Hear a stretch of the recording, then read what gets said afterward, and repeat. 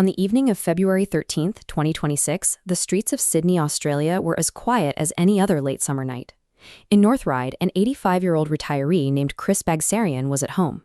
He lived a peaceful life with no known ties to the criminal world, maintaining a routine typical of his suburban neighborhood.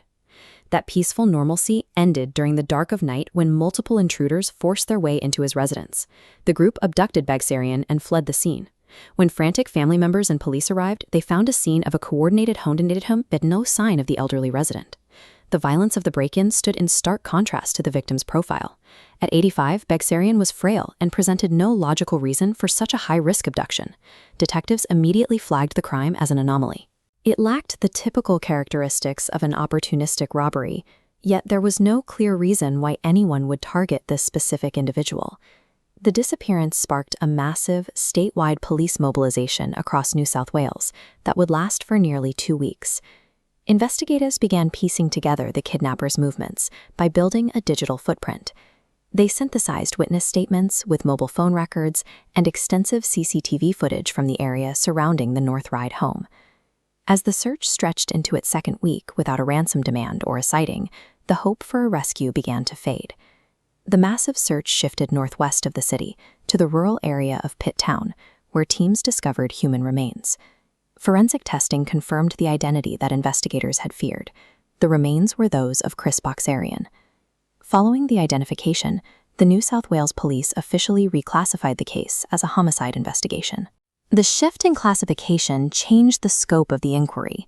Detectives were now tracking a group with the organizational capacity to carry out a lethal operation and dispose of evidence.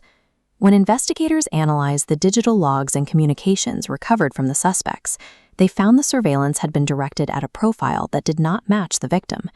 This evidence led police to the conclusion that Baghsarian was never the intended target. The abduction was the result of a catastrophic identification error. The offenders arrived at the home expecting to find a person connected to their network, but they took the wrong man.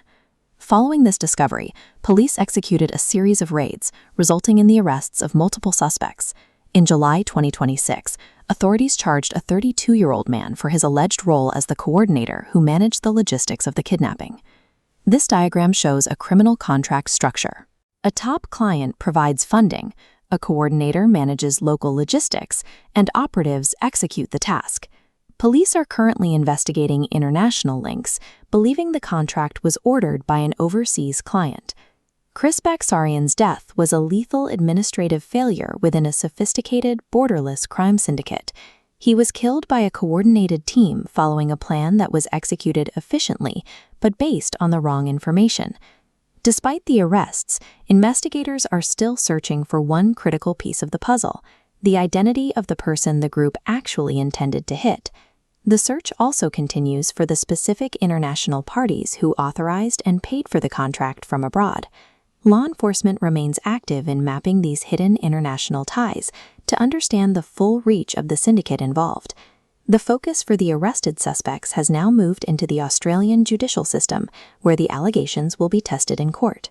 For Baghsarian's family, the path forward involves a long wait for the legal process to determine accountability for the loss of an innocent life. This tragedy demonstrates that the influence of organized crime is not confined to the underworld. It proves that the errors of a global syndicate can reach into a quiet suburb and destroy a life that had no connection to their crimes.